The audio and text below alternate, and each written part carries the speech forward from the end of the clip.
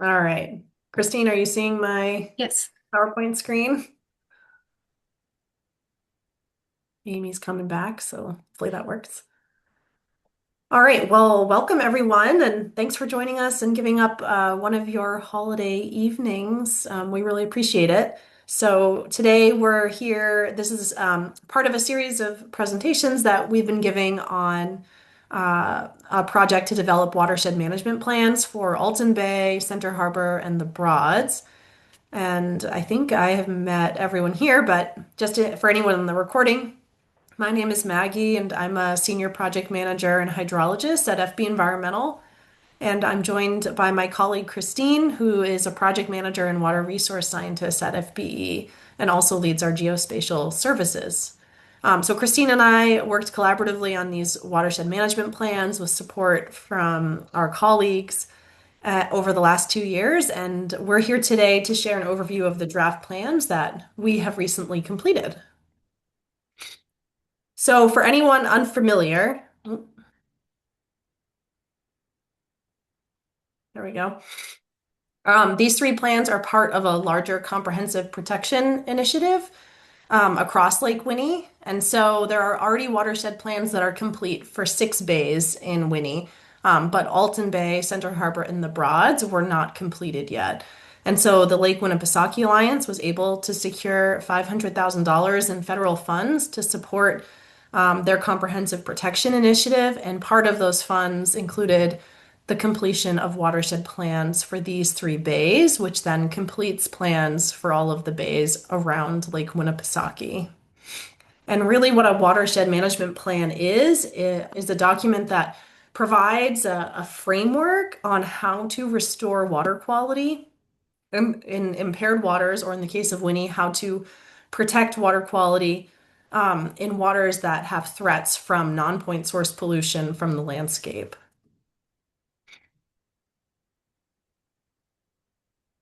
So first, I'm going to walk through an overview of each watershed for anyone that isn't familiar yet. So for each of the watershed areas, you're going to see a map on the left that shows all of the subwatersheds in the Lake Winnipesaukee drainage area outlined in black. And it also includes, this map includes the outlets, which includes Paugus Bay in Lake Winnie, and then the Winnisquam Lake watershed downstream. And the focus watershed for the discussion is highlighted in purple. So in this case, you can see on the left that the Alton Bay watershed is highlighted in purple. It's on the south side of Lake Winnie. And then on the map on the right is a zoomed in map of Alton Bay. So just a zoomed in map of that portion of the bay, so we can get a closer look at it. So you can see here that this is a map that you can see Alton Bay kind of is a narrow bay that on that end of Lake Winnie, and it includes the Merry Meeting River and Merry Meeting Lake, which all drain into Alton Bay. On this map, you can see conserved lands, which are highlighted in this like little Christmas tree pattern, and wetlands, which are like an orangey color here. So the actual bay, the water area in Alton Bay is about 1,352 acres, but it is within a 32,000 acre watershed. This watershed is primarily within the towns of Alton and New Durham, but also extends slightly into 3 other towns, so Brookfield, Middleton, and Gilmanton. And as I mentioned before, it's really important to remember and consider that this watershed includes Merry Meeting Lake and Merry Meeting River. So anything going on upstream in those water bodies is going to influence Alton Bay.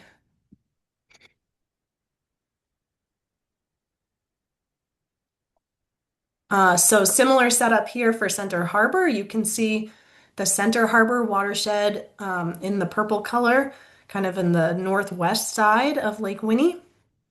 This is the water area here is about 8,000 acres, and the watershed area is only about 20,000 acres. So you can see that the watershed area relative to the land area relative to the water is a little bit smaller in this bay. It's primarily located within Meredith, Molten Borough, and Center Harbor. Um, and it also, of note, you can see on the zoom in map on the right, includes the Lake Winnipesaukee watershed. So as we discussed for the Merry Meeting River and Lake, anything that goes on in Lake Winnipesaukee, such as the recent algal blooms and alum treatment in Lake Winnipesaukee, is all going to be connected to Center Harbor.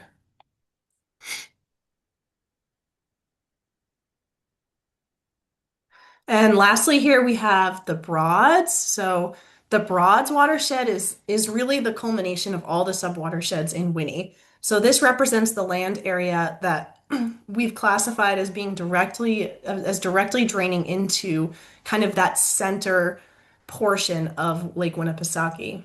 So you can see the purple area is the land area draining into the Broads. But of note in the Broads is that there is mixing with all of the bays in Winnie. And so as we were thinking about what water quality looked like in the Broads, we really had to think more critically about what that mixing with all of the different subwatersheds looked like. So there's a lot of water in the Broads, so about 17,000 acres, and it has a 33,000 acre watershed. And on the western side of the watershed, it extends into Guilford and Alton, and to the east into Tuftonboro and Moultonboro and Wolfboro just a little bit.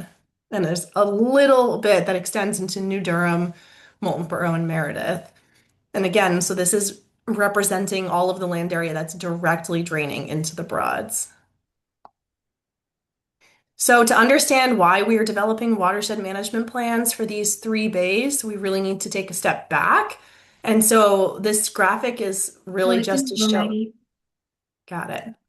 This graphic is to show us that in undeveloped watersheds, the lake ecosystem is a pretty dynamic and interconnected place, and it supports a diversity of species, all the way from small plankton and invertebrates to fish, birds, and mammals. And they each rely on each other in this intricate food web. And so, in this kind of system, everything is connected. And what we've done, of course, as humans, is introduced a huge new variable. And so, over decades, we have developed these watersheds. So, the forested lands and the thick shoreline buffers that once infiltrated and soaked up the rainfall and helped to stabilize soils have all been cleared to make room for houses, driveways, and roads. And what you can see, what we see in these situations is that this shift to impervious surfaces ends up leading to more stormwater runoff, which ends up in our water bodies. So, stormwater runoff can also carry nutrients and sediments and pollution. So, that stormwater runoff is delivering all this stuff to our lake. That's not good for it.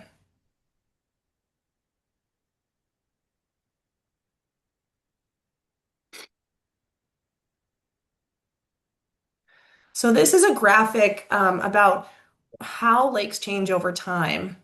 So, over thousands of years, it's natural for lakes to eutrophy. And what that means is to be more productive, to have more nutrients in your lake and more growth. And so, naturally, over thousands of years, this process occurs. Slowly, lakes are filled in by sediments from the landscape, and they eventually become more nutrient rich, shallower, murkier, etc. But what we're seeing is that humans are speeding up this process. So these kind of processes are happening in decades instead of over thousands of years. And this is really due to that excess development from people. So fertilizers, erosion, septic systems, runoff, these are all different ways that we are delivering nutrients and pollutants into our waterways. And when we develop lands around the lakes, we're actually increasing the amount of phosphorus export into the water by about tenfold. So phosphorus is the limiting nutrient in freshwaters, and so that means that it's the one nutrient that's holding back growth of a lot of different aquatic species. And so when we add more phosphorus to the system, it serves as the food to fuel growth. And so you can see on the left here, this was an experimental project in Canada where they put a screen up in a lake and they added nutrients to one side to see what would happen. And so it's really clear here what happens when you add nutrients. You get more algal blooms, your lakes turn green. And that's primarily because of this impact from development. So development along the shoreline has occurred over decades. And so it's kind of left us with lake shorelines that are far from natural conditions and that risk the integrity of the lake.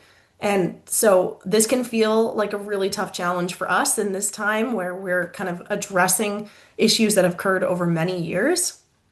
And it can be really challenging. But to help address these challenges and to help kind of make a simpler roadmap for making changes in a lake, we have undergone this watershed management planning process. And so I'll walk through each of these in more detail.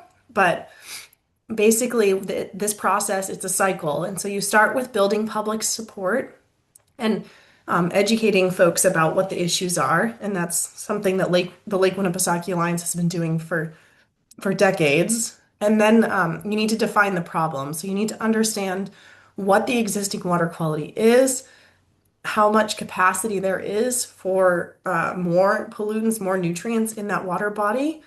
You then need to assess the watershed and understand what the land use and the land cover looks like. Once you have a good assessment of existing conditions, you can set goals for water quality, so you have some targets to work towards. And then we create a plan, which is what we've done in these three watersheds. And then after the plan is done, you implement and evaluate. And there are plenty of grants that you can pursue to find funding to implement projects. And that's something like Winnipesaukee Alliance has been doing for years and is very familiar with. So I'll kind of walk through each of these parts of the planning process. So that first one, as I said, was building public support. And so through this project, Lake Winnipesaukee Alliance developed the project and then formed a steering committee, and then also has done tons of outreach. So in the 2024 and 2025, LWA has done 40 different outreach activities. So those are things like association presentations, annual water summits, conferences, radio appearances, paddling events, etc. And there's also been 27 additional events on top of that that have been held to specifically promote the Lake Winnie Blue initiative.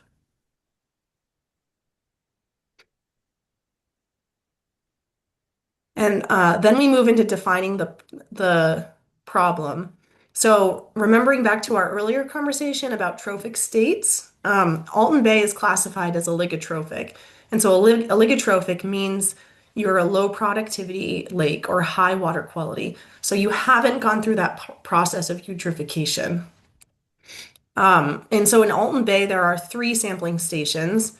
And generally across these stations, Alton Bay displays excellent water quality. So good water clarity, low total phosphorus, and low chlorophyll A.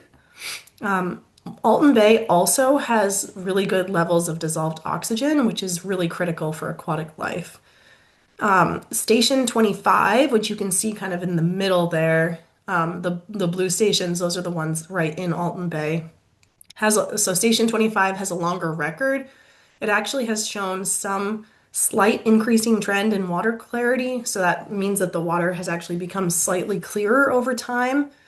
But the data sets are pretty limited. And then as expected, that Alton Bay Pavilion site at the southern end, which is near the mouth with the Merrymeeting River, has slightly elevated levels of phosphorus. Still low considering, but more elevated than the other sites. And we would kind of expect this because it's closer to the outlet of the river and it's in a shallower part of the lake. In addition, Alton Bay has seen three bloom alerts, and these have been mostly dominated by gliotrichia, but there have also been many upstream blooms in the watershed. And what this kind of reminds us is that even when our water quality is really good, there's a lot of pressures on our lakes right now, and so there are some other driving forces that are causing our lakes to experience blooms.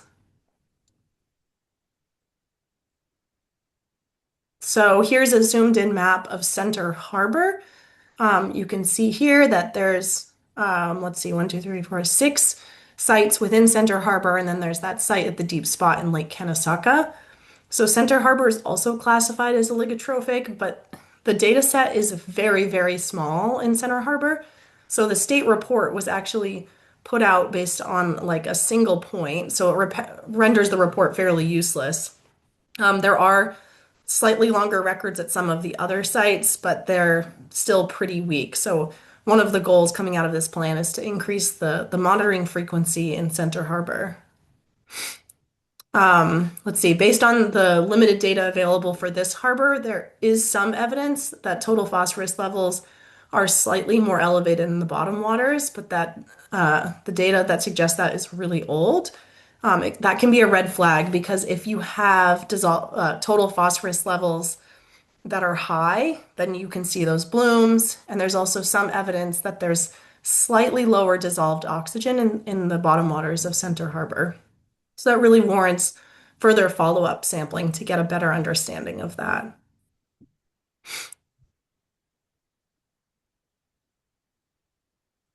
And then lastly, in the Broads is also classified as oligotrophic.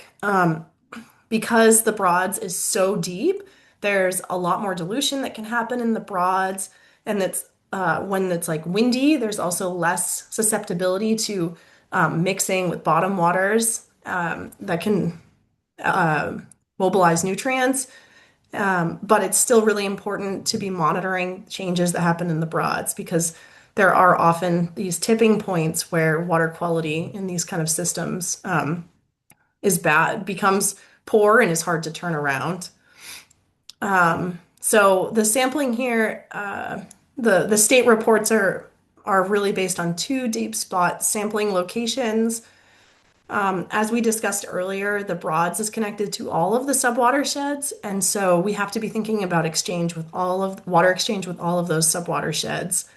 For that primary deep spot in the Broads, the median total phosphorus concentration in the metalimnion, which is the middle layer, and the hypolimnion within the last 10 years, which is the bottom layer, are slightly elevated compared to the long-term average, but it's not a statistically significant trend, and there are a lot of gaps in that data set. There have been some documented blooms in the Broad, particularly blooms at Elacoya State Park.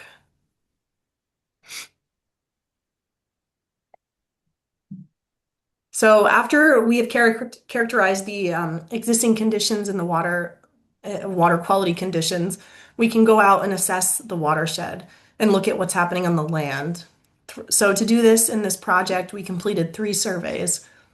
The first is a watershed survey, the second is a shoreline survey, and the third is a septic system survey. And actually, LWA staff, John, helped us with the shoreline survey and the septic system survey. So the first survey is a watershed survey, and so this is a survey that's done to identify areas that are contributing disproportionate amounts of pollutants to the lake and to recommend best management practices, so ways to address those. And so these surveys consist of on-the-ground site visits where we break up into teams, we drive all the public roads in the watershed, and if we see any sites of concern, like maybe we see a scour pool at the end of a culvert that's eroding, or we see a gully along a road ditch. We'll stop and we'll evaluate that site and we'll write it up. And then we will work to identify recommended solutions to address it. And so you can see here in Alton Bay, we identified 36 sites. In Center Harbor, we identified 39 sites. And in the Broads, we identified 19 sites. And what's important here is to remember that in addition to these problem areas of concern that we've identified directly in that drainage area, we have to be addressing the sites that are upstream. So, for example, in Center Harbor, we have to be thinking about Lake Winnipesaukee, and that group has been doing an enormous amount of works to address the problem sites in their watershed, which will directly benefit Center Harbor and Lake Winnie. That's the same situation for the Merry Meeting River.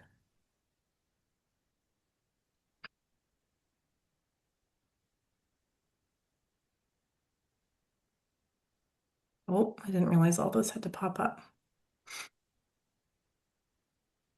And so when we're looking for sites, here's some examples. Like I mentioned, We're looking for things like you can see in the top right, that's a clogged culvert. You can see that, guardrail at the bottom right, maybe a bridge over a stream where there's a lot of bare soil that's eroding and running right off down into that stream. Footpaths to the beach is one that comes up a lot, and as well as large impervious surfaces, large lawns that might be fertilized, especially those that are close to the lake.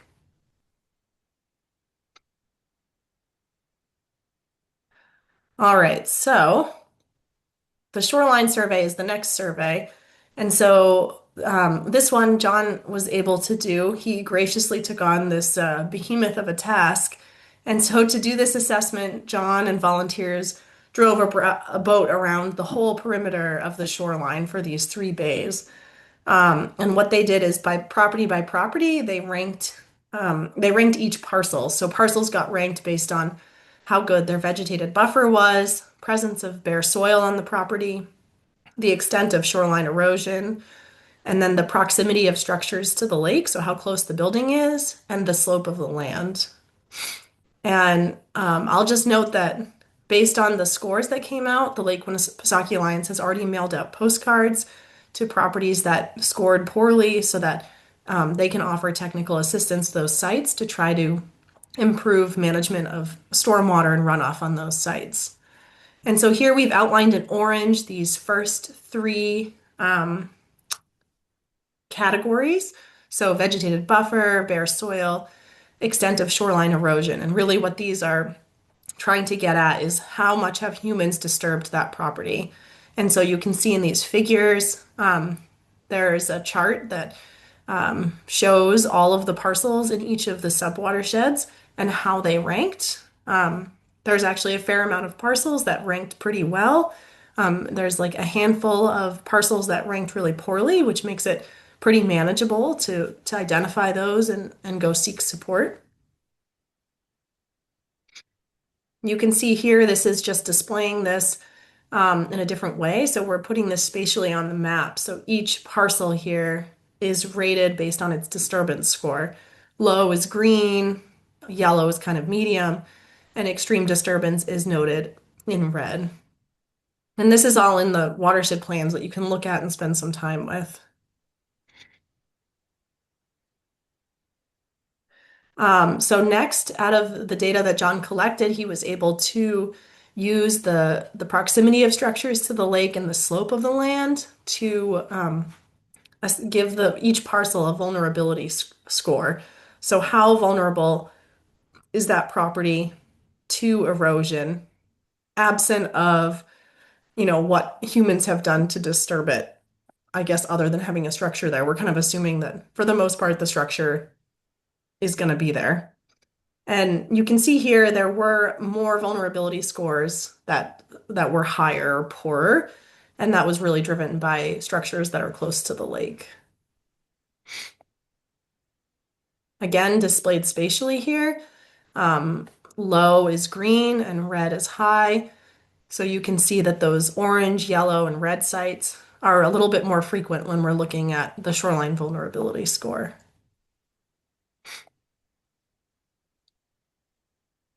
So next, John took on the second behemoth task in this project, which was to try to evaluate or characterize what septic systems look like in the watershed. So septic systems can be a really significant contributor to water quality decline, particularly because, one or two failing systems can be a huge problem if they're located close to the lake and they kind of have a direct pipeline where that wastewater is getting into the lake. And so to get at this, John completed this shoreline septic system inventory. And to do it, John pulled all the parcels that were within 250 feet of the shoreline and then went through and identified parcels with buildings that were older than 25 years to roughly try to get an understanding of parcels that likely have a septic system or that could have a septic system that were older than 25 years, which is a typical benchmark we use for a system that has aged out or may be close to malfunctioning. It doesn't mean it is malfunctioning. Then John looked through state and local records to try to identify the age of the system if it was recorded. So, first kind of calling parcels by the building age and then trying to match up the septic system age if it's recorded. So, the figures on the page here show us the very approximated number of new and old systems, including, John broke it down by year-round and seasonal systems. So the numbers aren't perfect here, and we don't want to get hung up on the specific numbers, but mostly because records are spotty and some of the really old systems only have paper records at the state, and you need to actually submit a formal request for each property to get that record. And that would have been outside the time and budget that this project had, but the sentiment is here. So there's something like 74% of systems that are likely older than 25 years. So that just means that those are at risk. We kind of flag them. As I mentioned before, it does not mean that they are malfunctioning or failing. It just means that they're higher risk, and we should really be thinking about what's going on in those systems, checking in with property owners to understand what kind of maintenance or replacement work has happened. So with that, I'm going to stop sharing and switch to Christine, and Christine's going to kind of walk us through how we transition from this on the ground work to the modeling work we do in our plans, in the plans. Thanks, Maggie. Okay, can everyone see my screen? Great. Okay. So Maggie walked us through just now the physical assessments of the watershed, the watershed survey, the shoreline survey, and the septic system inventory. But still in the umbrella of assessing the watershed, we have the modeling that was conducted as well. And so here we have a slide representing all of the inputs that are considered for the primary model, the lake loading response model.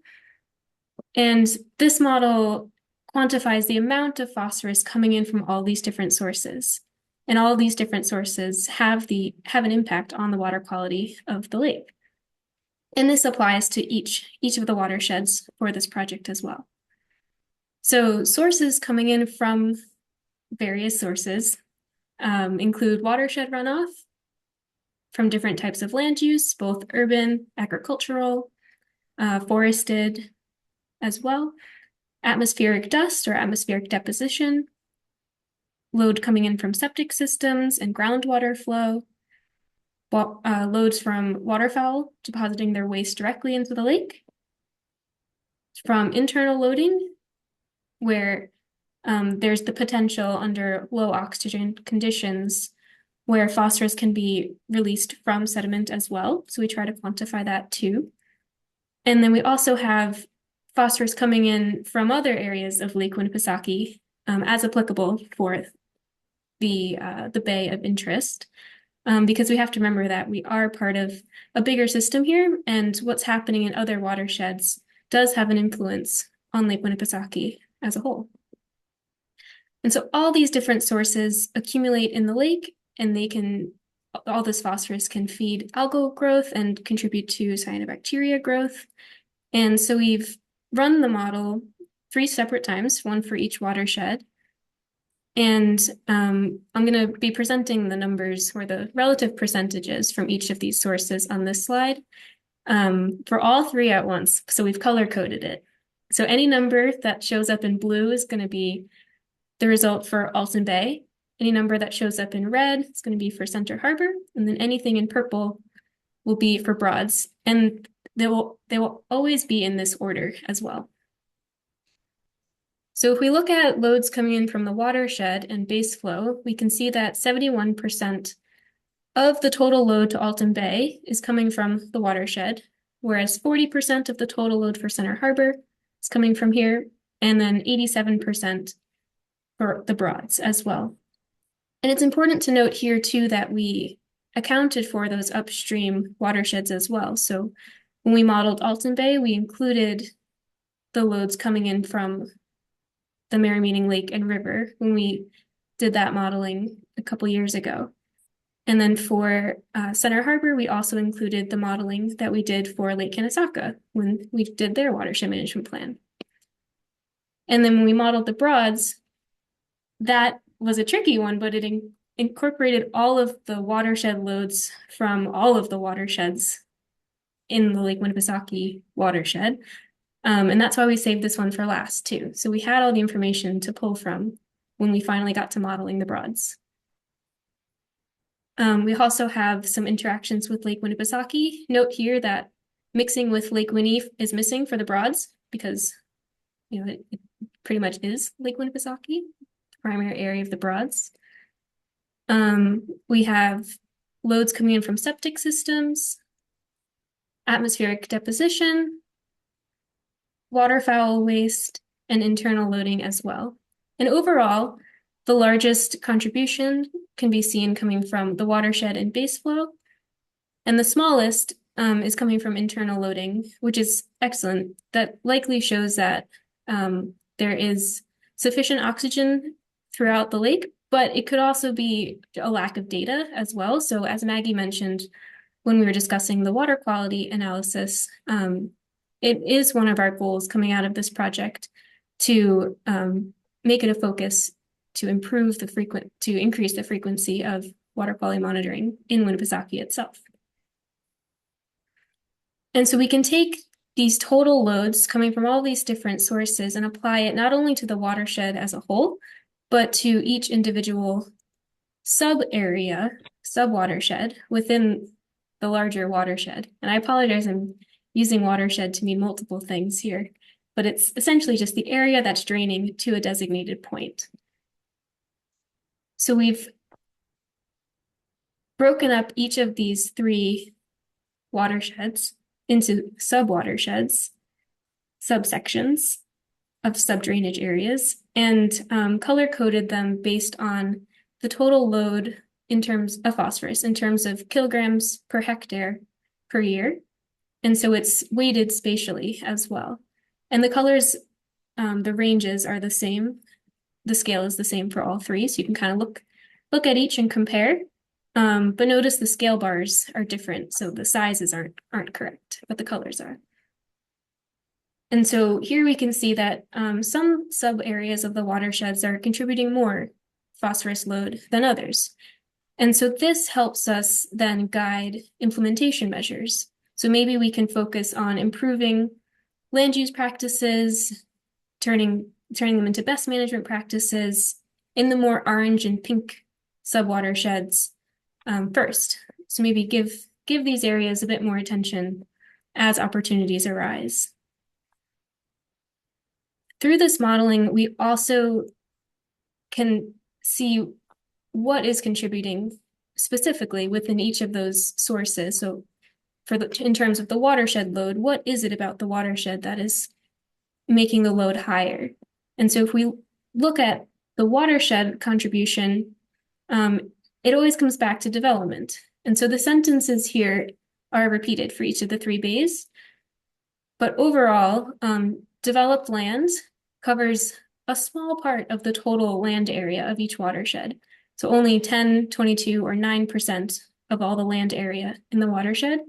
But the phosphorus loads coming from developed land contributes 75, 85, or 70% of the total load to the lake.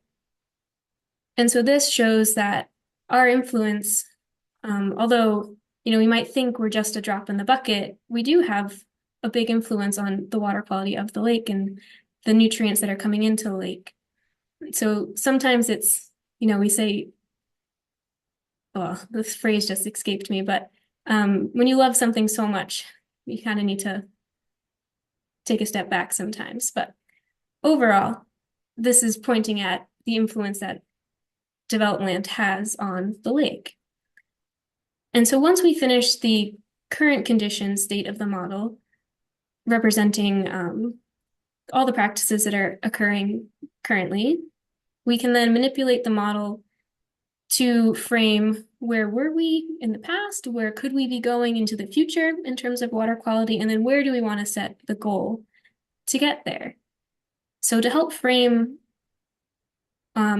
a plausible goal, we want to make sure that the goal doesn't get set in a way that it's better than the water quality was in the past.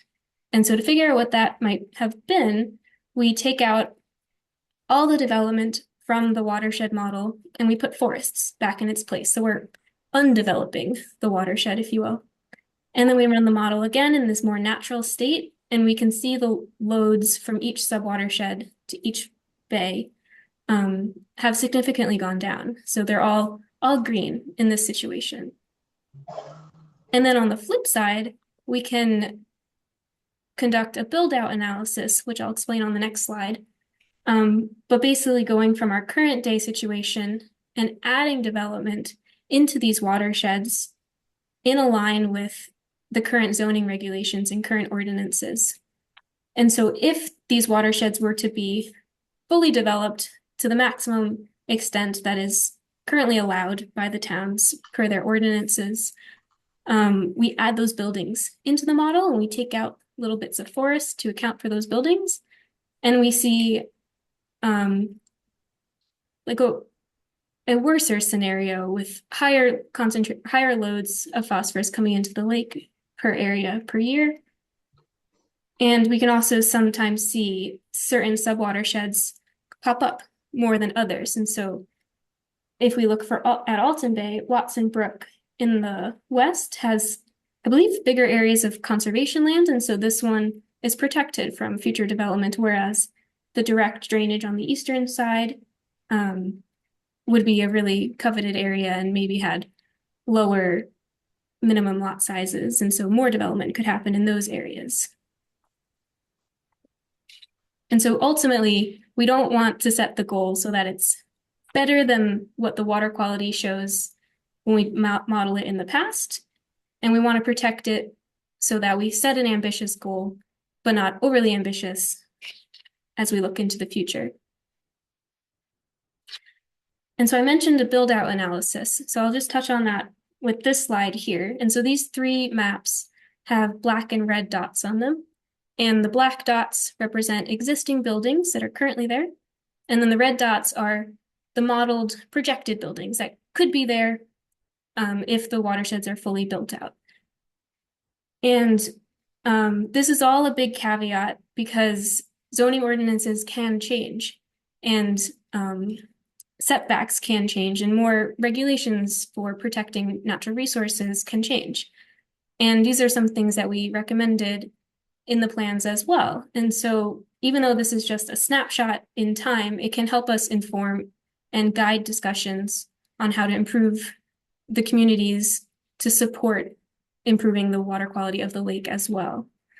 But important to note here that if everything stays as a status quo and many people love Lake Winnipesaukee and development is increasing in the area, if it's done without further protections, we can see that the number of existing buildings and projected buildings, the number of projected buildings are always at least the same as how many existing buildings there are. So I guess to explain that again, for Alton Bay, we had about 3,000 existing buildings, and the model said that there could be about an additional 7,500 buildings added into the watershed.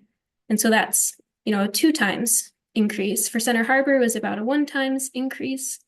And then, maybe a 1.5 times increase for the Broads as well. And we also looked at how much of the watershed areas could be built. So if we, remove the area of the lake, we remove wetlands, any stream areas, we remove setbacks from wetlands if the towns have them. And what we're left with are areas that you can build on. We also remove steep slopes, and everything is always applicable to what the rules are for those specific towns. And what we're left with are the areas that you can still build. And so we can see that Alton Bay has 60% of its watershed is still buildable, Center Harbor is 39%, and the Broads is 53%.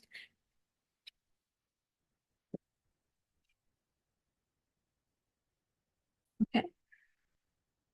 So now since we've done the 3 models, the past, present, and the future, we work to then set the goal for the lake. And ultimately, we want the goal to be attainable and we want it to be practical too, because we want it to be not attainable that, it's easy to get to, but not so far out that it's hopeful thinking, if you will. But it is going to be a challenge to reach the goals too. But also there's no penalty if the goals aren't met, but it's, something to strive for and something to pull the community together to work for. And with these goals, they reference a water quality concentration. And then also we calculated the nutrient loads that need to be reduced in order to achieve those water quality concentrations. So ultimately, the goals for each of the plans are to improve the water quality of each bay so that it continues to meet the designated uses that the state has set for those bays. And those could be aquatic life integrity, primary contact recreation, um, potential drinking water source. But also, in addition to meeting the state standards for uses, we also want to substantially reduce the likelihood of harmful cyanobacteria blooms.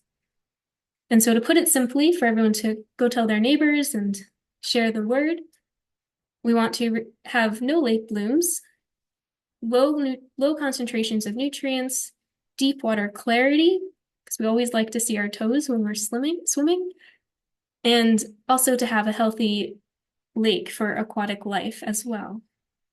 And so to get there, we set two objectives for each bay.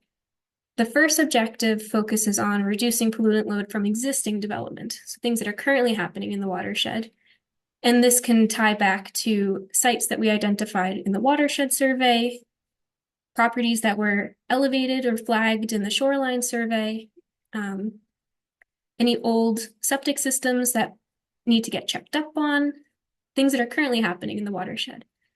And then objective 2 is focused on preventing more load from entering the lake as we progress into the future. So as future development occurs over the next 10 years, because we need to account for future development because it's going to happen and it will positively or negatively have an influence on the water quality of the lake. And so it's important to keep that in mind as we move forwards because today is great, but tomorrow is coming. And so to put this numerically in terms of load reduction needed to meet the goals, and I'll show the water quality goals on the next slide. But for Alton Bay to reach its goal, there would need to be a 30% reduction in phosphorus load coming from all those various sources into the bay. And 30% here is quite high, but that's because it includes the load coming from the Powder Mill Fish Hatchery along the Merrimeeting River. And so if that point source of nutrients was to be removed, diverted, filtered, what have you, taken out essentially of the equation, that would help get to the 30%. So that's why this one is much higher than the rest because it had that point source in there. Center Harbor would be a 10.5% reduction of the total load coming into the bay. And then the Broads at a 7% reduction for the direct area to the Broads, that direct land area. But then if we look at it holistically as a full Lake Winnipesaukee for the Broads, then it would be a 12% reduction. And that 12% includes any improvements that happen in any watershed draining to Lake Winnipesaukee. And then objective 2 is tying into the build out analysis as well. So to continue to try to reduce phosphorus loads from future development. And so this can come from implementing low impact development practices or green infrastructure, residential stormwater controls through programs like the New Hampshire Soak Up the Rain program, particularly for homes along the shoreline of the lake, making sure that access points are stabilized, and also things like conservation land too, and putting more land into conservation, because ultimately, as we know that about 10 times the amount of phosphorus can come from a developed parcel compared to an undeveloped parcel, that could arguably be one of the most helpful things in terms of protecting water quality. Okay, so now to show the water quality results of these reductions, so where would we be if we achieve these goals? We have this graphic, and it's going to be repeated 3 times for each of the watersheds. But just to orient all of you first, there are 2 vertical lines ranging from poor to excellent, for one for total phosphorus, one from chlorophyll A. And then we broke up those bars into 3 sections. At the bottom, we have oligotrophic, and these are the trophic classes that Maggie introduced in the beginning. Mesotrophic is in the middle and eutrophic at the top. And as a reminder, oligotrophic lakes have low concentrations of nutrients and very high water clarity. Mesotrophics in the middle, and then eutrophic lakes generally have higher concentrations of nutrients. They're overall more productive and generally have lower or shallower water clarity. And the state also has these numerical thresholds that divide up the figure as well. And it's repeated 2 more times for the other 2 watersheds. And so as we talk about this slide, these little triangles are going to show up on each of these little slidey bars. So triangles that are yellow refer to what the existing median water quality is in each of these bays from the water quality analysis that we conducted. Keeping in mind that Center Harbor, we have an asterisk here. There was very little data that we could analyze for Center Harbor, so just keep that in mind that, it's the best we could do, but more data is always better, and hopefully more data will come in the future. And then triangles that are green relate to where the water quality would be if the goals are met. And then the orange triangles that will appear refer to the water quality at full build out. So if the watersheds were completely developed, the most that they could be following the rules. And so we see that water quality for total phosphorus and chlorophyll A for each of the bays right now is very good. So we're in the oligotrophic range, meaning there's lower concentrations of phosphorus and low concentrations of chlorophyll A. And the state has classified Lake Winnipesaukee as oligotrophic, so this is in agreement with the state's classification as well. If the water quality goals are met, we would expect to see an improvement in water quality, so for each of the bays. So for Alton Bay, we would see an improvement in total phosphorus and chlorophyll A, Center Harbor as well. And for the Broads, we see an improvement in total phosphorus, but we don't have a little green triangle for chlorophyll A because the chlorophyll A currently is very, very low in the Broads.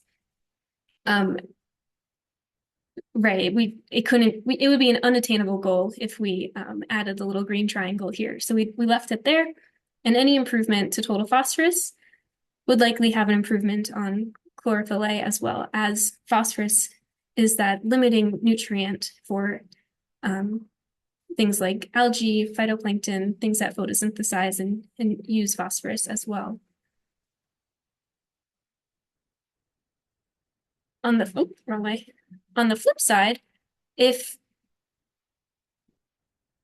nothing, well, I'll go back. If basically the orange triangles represent the water quality at full build out, so all those little red dot buildings get added into the watershed, we can then run the model and see where the water quality may land with all of that increased development. And so here we have a very different picture of what the lake community would be like. And so it's very important that we appreciate the lake as it is now, but then also continue to work to keep it clean, to keep Winnie blue, and to make it an enjoyable lake for generations to come. So you might be wondering now, okay, that's all great, but how do we get there? It's a really big area. There's so many homes, so many private properties. Where do we even start? And so each of the watershed plans has a full section for the action plan. And in the action plan, it's broken out into these 8 categories. And all of these categories have a group of action items for them. And the goal here is to identify an action item, identify who the responsible parties are, give an estimated cost to implement that action item, but also suggest potential funding sources and also give a schedule or a timeline so you can see from our recommendations with the steering committee's feedback as well, what action items should be targeted first rather than some that can maybe wait later. And so we have action items that talk about watershed and shorefront best management practices, land use in terms of town planning and zoning, road, but also driveway management, land conservation, septic systems, agricultural practices, education and outreach, which is huge and will be the driver of all of these other categories as well. And then we also have actions for water quality monitoring to enhance that. So here's a screenshot of what the action plan looks like. And as I mentioned just before, it's a table and it's broken out into those 4 categories. So we have the section, the topic, if you will, and then the action items that follow with the description, who the responsible parties are, not to, point fingers, but also to pull together collaborations, because sometimes this can feel like a big undertaking. But if one town can work with the next town and build off each other's ordinance updates and learn from each other, if neighbors can learn from each other and spread the word that way, it will have a snowballing effect. And we also represent or show the estimated cost and schedule, and then follow up with that with some funding sources that that action item could apply to. So you could apply for 319 grants or Moose Plate grants to implement some best management practices in the watershed. One example. And it also might seem a bit daunting that, the lists are quite long, there's lots to happen, where do we even start? But the first thing is to start with your community. Start with the Lake Winnipesaukee Alliance, who already has a lot of momentum going. They've already reached out to a lot of communities, and talk to your neighbors as well, and spread the word, because communities have rallied and improvements have been made through across watersheds around the state. And so here we just have some examples where there can be conversations at the planning level to talk about priority areas for conservation, but also to redirect development into areas of towns that are more capable of handling this increased development, and then protecting other areas at the same time. We have a photo from the Lake Winnipesaukee group at the bottom left, showing their boots on the ground team. And they've had a lot of success in mobilizing the community through their Facebook page as well, and showing the improvements that are happening and getting all the neighbors excited and coming together as a community. We have also seen communities build their own stormwater infiltration systems, redirecting stormwater from unpaved roads into these infiltration basins. We've also seen communities correct road shoulder ditches with turnouts and check dams. Some areas also require some engineering help. That can be done as well. And then we also have a map on the right showing the blue area is an aquifer, and this is for the town of Conway, where their initial aquifer protection areas were very small. And so the town worked to increase their aquifer protection areas throughout their town. And so even though it might seem difficult, it is possible. And the best recommendation we have is to reach out and collaborate with other groups that are working for the same goals, or have already, tackled some similar problems, and you want to get some suggestions as well. And while all of this is happening, since we're at that implementation and evaluation stage of the planning cycle, just a reminder to continuously apply for grants. And as areas of the watershed are corrected or best management practices are implemented and water quality is being monitored, then we recommend that the plan is evaluated and updated every 10 or so years. So that brings us to our last slide. Thank you everyone for your attention tonight. And we just have our little next steps slide here. So we're in December, the last month of this project. And so our goals for December were to have this final project presentation. So check. And then next is the public comment period. And we do sincerely apologize for having the public comment period over the holiday season. So sorry about that. But I hope you can all give your respective plan a nice read through and maybe take it in chunks, read it like a chapter book. It is pretty long. So maybe read a section, put it down for the day, come back another day, read another section. Or if you're, feeling jazzed, you can go through the whole thing in one sitting. But we do ask if you have feedback, edits, or comments, please let us know by Sunday, December 28th, because then that will then give us a couple days to incorporate feedback and finalize the plans by the end of the month. So with that, we want to say a big thank you all for your participation in your work in your respective watersheds, because every conversation you have with others, every time you learn something new about your lake area or the watershed, it will eventually have a compounding influence to help improve Lake Winnipesaukee as well. So thank you all. Thank you. It was great. Thank you, Christine and Maggie. Appreciate it. And so everyone knows, I guess John will send out the draft WMPs, the plans tomorrow so people can start reviewing them. Oh, thank you. That'd be great. Yeah. Thanks, Pat. Thank you all for coming. Yeah. Thank you very much. It was great. Thank you. Good job. Yep. Thanks, Russ. Yeah. Have a good holiday. Yeah. Bye-bye. Thank Thank you. you. Bye.